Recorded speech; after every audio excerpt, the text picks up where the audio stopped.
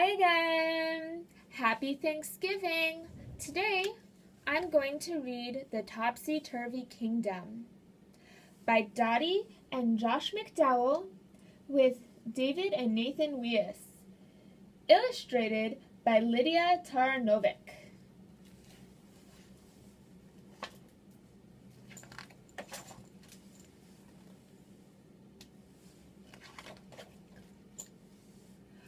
Up is a word I say when I see a bird in a tree or the sky. Down is a place I go when I fall from my bike or slip on a pie. Hot is the water Mom runs in my bath, but cold is each splash on the floor. These things I know to be true, like I know 2 + 2 = 4. But what if the truth that you held in your heart suddenly vanished away? What if up became down and cold became hot, and night was no different than day? Now there once was a place a long time ago where such a disaster occurred. As you might guess, when nothing is true, everything else is absurd.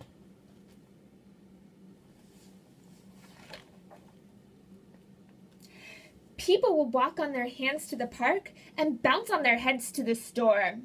Firemen only came out in the rain, and the rich people begged from the poor.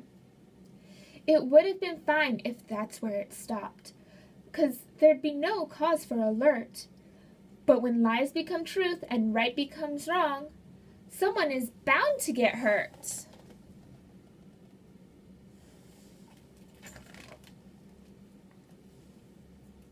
This is a tale of Herbie the Prince and his father the king of the land.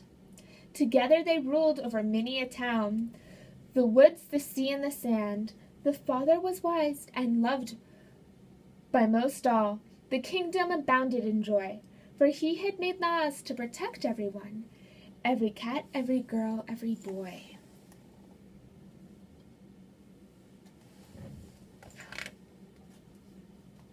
The laws were quite simple, and everyone learned to be honest, loving, and kind. Silly and fun had their place in the day, but sensible things had their time. Herbie enjoyed being the prince of the land, who could ask for anything else.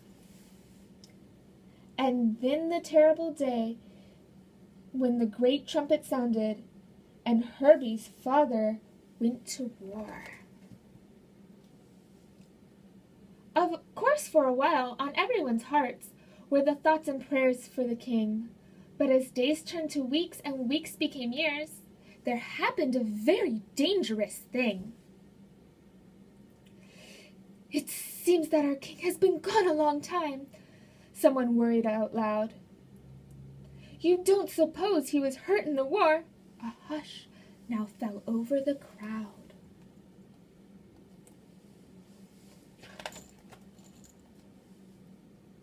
Perhaps Herbie's dad will never return, a woman whispered in fear. I don't remember there being a king, a foolish young man said in the rear. Yippee, we're free, said a silly old man. Now we can do as we please. So he pulled out some pepper and sprinkled the crowd, and everyone started to sneeze. Achoo, achoo, achoo!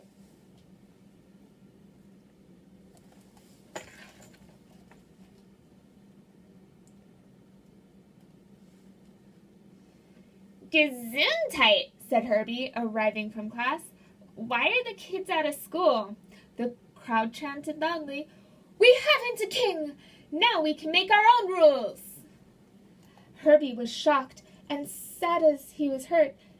That's how his father would feel. He pinched his own cheek, and he tried to wake up. But it wasn't a dream. It was real.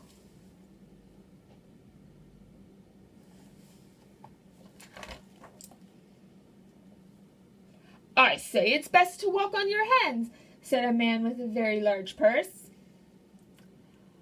I say it's best that stop should mean goat, said a man with a cart and a nurse. And someone said, Truth is always best, unless lies turns out better. And someone said that stealing from others is wrong, except when it's a fancy sweater.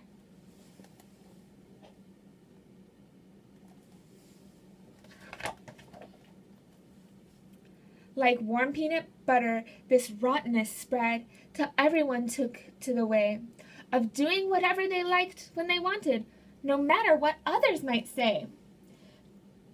Just then, when it seemed that all had been lost, and the whole world had gone topsy-turvy, there sounded a blast from the tower above, and there, with the horn, was Prince Herbie.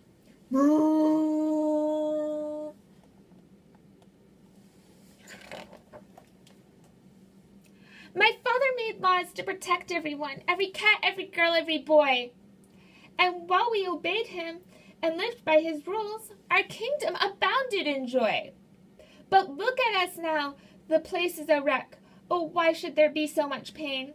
I beg you, return to the ways of the king, for living like this is insane.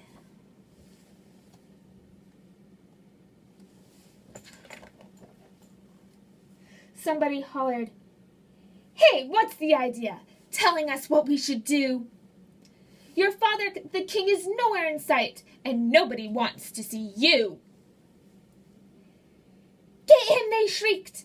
"No son of a king shall tell us what's wrong or what's right." So they charged up the tower with every intent of launching the prince into flight.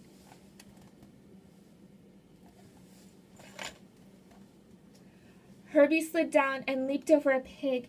He crawled over a Holstein or three. He raced to the church and made quite a splash, with the ladies' group having their tea. The hand-walkers quickly began giving a chase, and the stoppers went go all the way. Those who liked stealing brought up the rear, and the liars weren't there. So they say.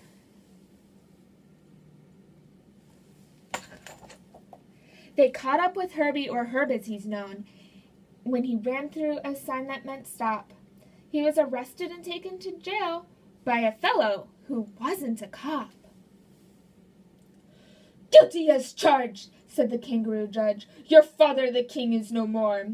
Mention him ever again, and you'll find you'll be leaving this place with a roar."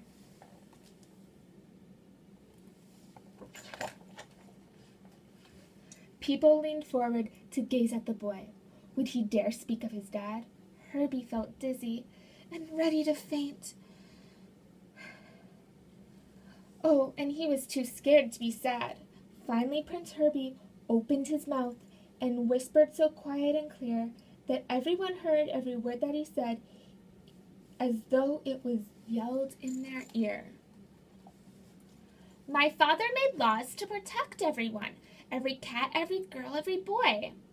While we obeyed him and lived by his rules, our kingdom abounded in joy. The laws were quite simple, and everyone learned to be honest and to do what is right. Even at moments like this one right now, when doing so fills you with fright." "Enough!" cried the judge. "That's the end of the lad. Now fling him clear off the planet." So all the flingers cracked back the great arm. It took 42 just to man it. Then right when poor Herbie was set to be flung, there happened a very strange thing. A powerful blast rang out, and the flingers were stopped in mid-fling.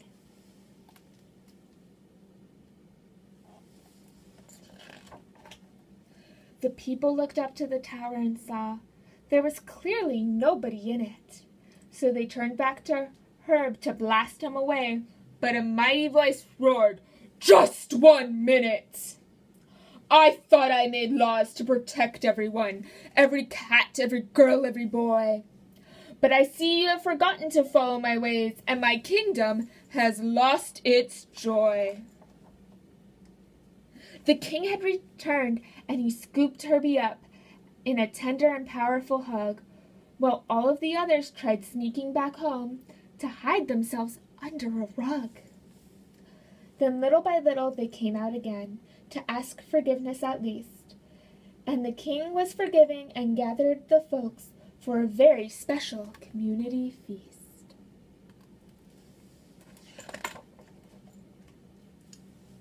"This is my son who stood up for the truth," said the king of our hero, Prince Herbie, "for he knew in my law there was power and love to spare us from Topsy-Turvy. So now, once a year, to help us recall what happens when we go astray, Herbie, my son, will climb up to the tower and call us all back the right way."